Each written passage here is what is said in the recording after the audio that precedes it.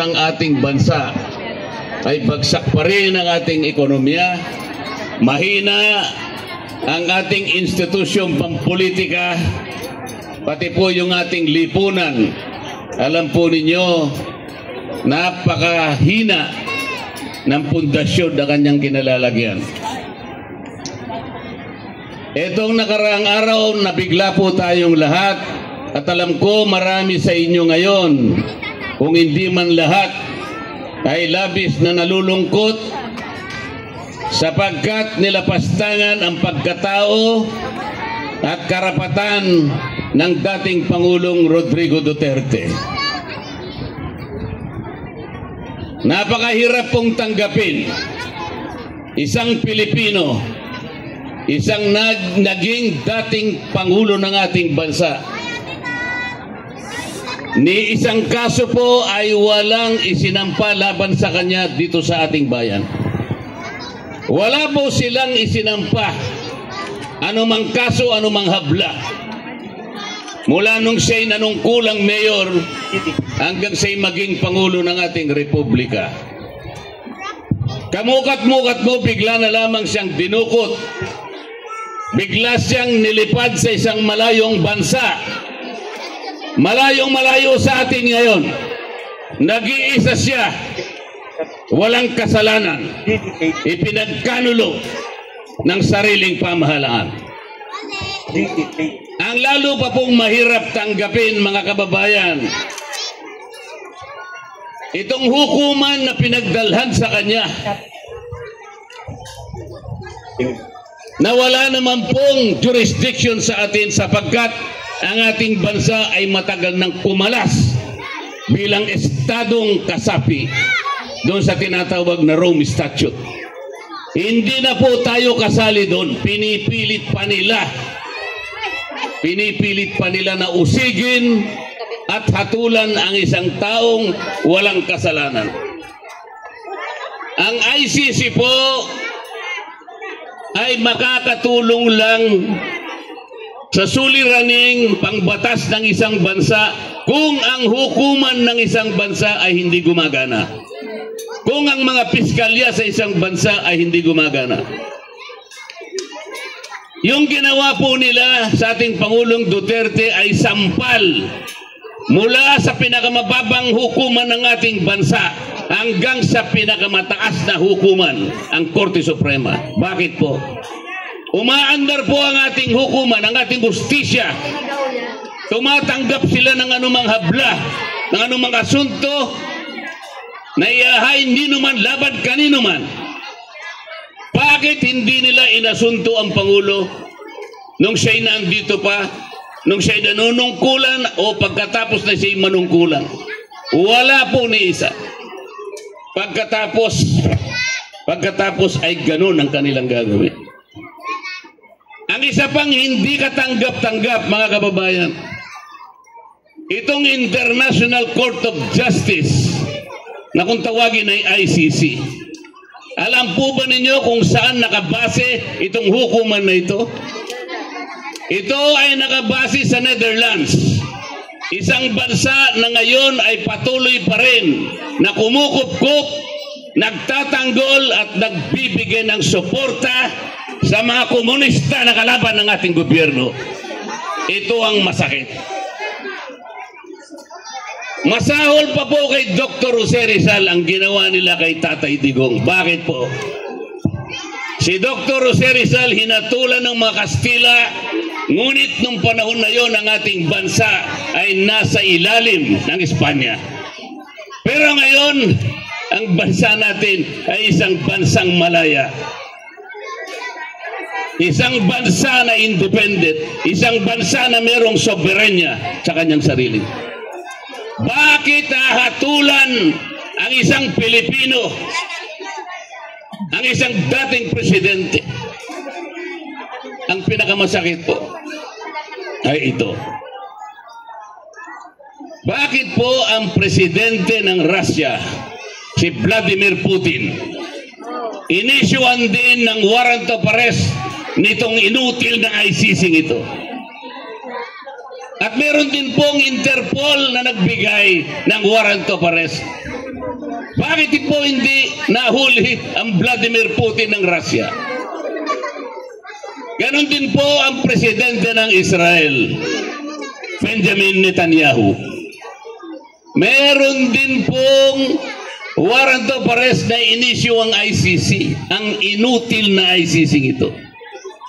Meron din pong ginamit na Interpol. Pero hindi rin po nahuli ang Benjamin Netanyahu. Bakit po?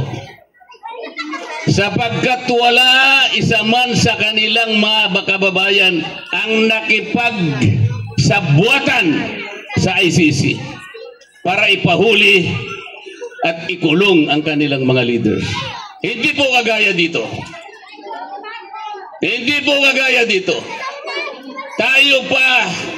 Tayo pa ang nakipagsabuatan. Parang isang pangulo na walang kasalanan kundi mahalin ang kanyang bansa ay sapilitang dakpin na labag sa kanyang kalooban para siya ay usigin, para siya ay hatulan ng isang hukuman na kailanman na hindi natin kinikilala.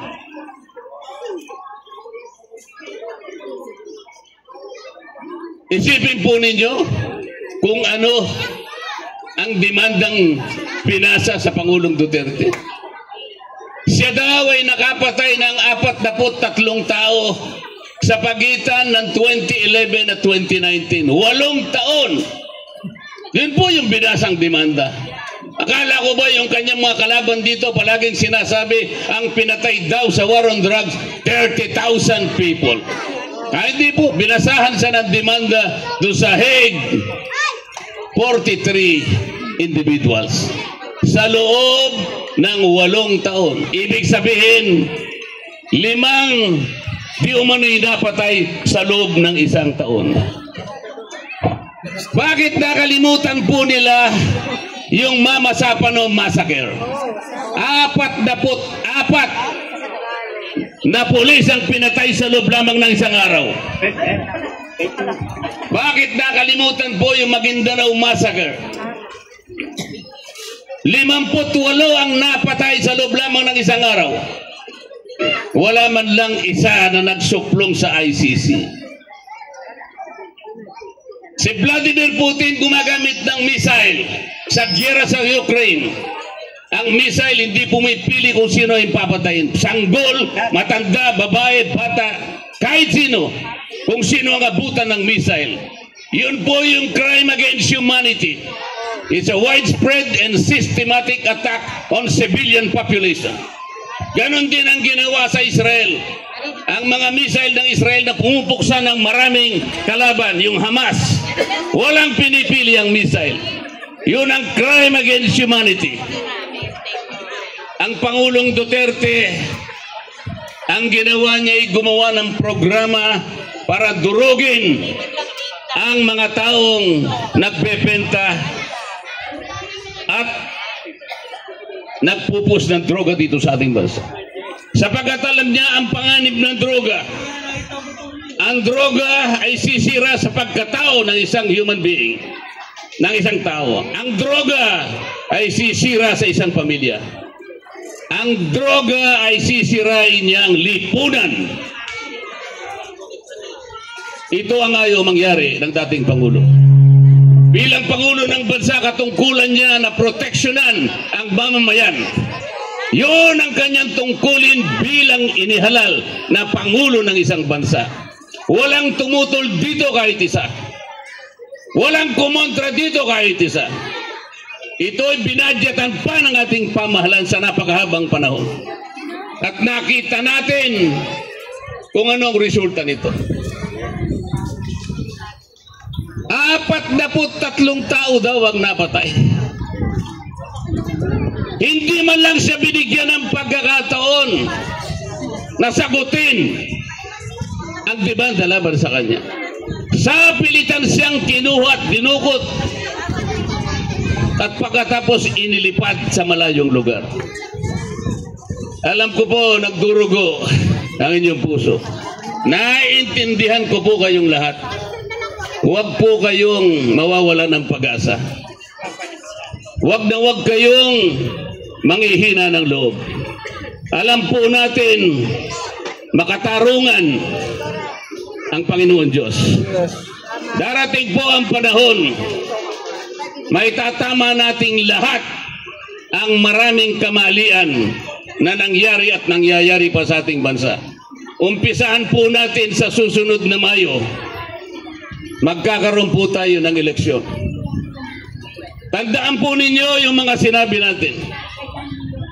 Kilala po ninyo kung sino-sino yung mga senador na kumakandidato. Yung nasa kabila, hindi man lang kumikibo. Hindi man lang sila nagalit sa ginawa sa dating Pangulo. Walang kibo sila. Sapagkat kahit papano, sangkot sila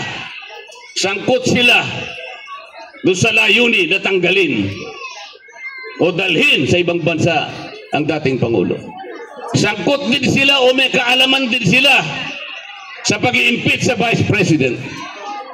Kapag ka po sila ay nanalo, maliwanag pa po ito sa sikat ng araw. Kapag ang team na yan ay nanalo, tuloy-tuloy na po nilang tatanggalin ang Vice President. At maaaring hindi na rin makabalik ang Pangulong Duterte dito sa ating bansa kapag sila ang nanalo. Sa makatwid, sinisimplify ko na po sa ito. Kung gusto ninyo na lalong tumaas ang presyo ng bilihin, lalong humira ang ating buhay, lalong humina ang ating institusyong pampolitika, matatanggal ang Vice President, ikukulong nila Pangulong Duterte, iboto nyo ang team na yon. Gusto nyo ba? Ngunit meron po kayong magagawa. Yung team ng PDP laban, yung team suka na kanilang sinabi, sila ang pipigil sa kanilang mga balakin.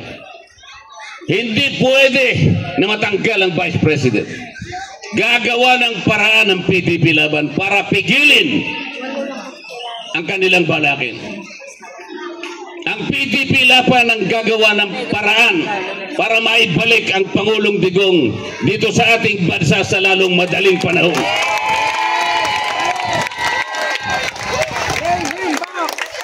Kailangan po iboto nyo lahat ang team ng PDP laban.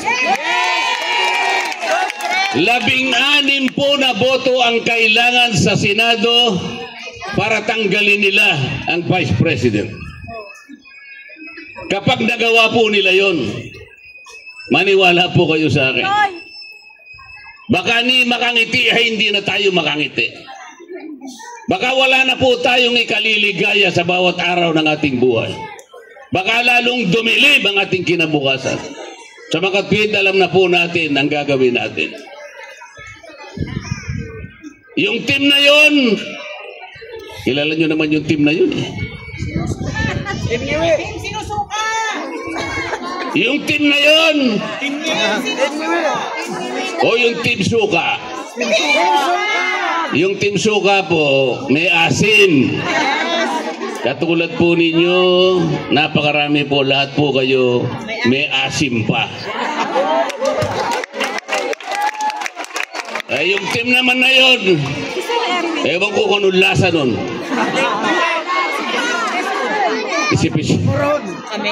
Isip-isipin naman ninyo. Ewan ko kung madi-describe ninyo yung team na yun. Ang sabi nila tingnan po ninyo yung record ng aming team. Mariosip na record. Anong record?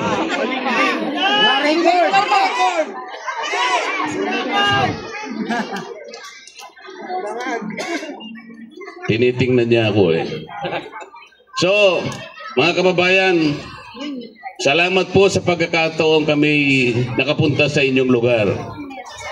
Salamat po sa pagkakataon nakapagsabi kami sa inyo ng aming saloobin. Pero higit sa lahat, gusto po namin gumawa ng isang bagay na makapagpapabago sa kasaysayan ng ating bansa. Napakahirap po ng ating bansa sa ngayon. Kaya pagtulungan po natin ito. Pagtulungan po natin ito. Huwag po nating kalilimutan ang ginawa nila kay Tatay Digong. PRRD is the image of sacrifice and courage. PRRD is the symbol of our honor as a free, brave, independent, and sovereign nation. PRRD is the unifying force so that we can regain and restore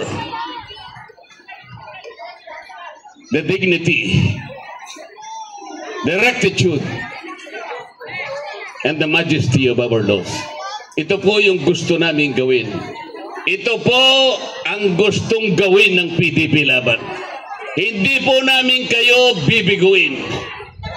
Ituloy po natin ang laban. Ilaban po natin. Let us protect and defend our nation. Let us bring back President Rodrigo Roa Duterte. Maraming salamat. Para sa tunay na pagbabago, Senador Atty.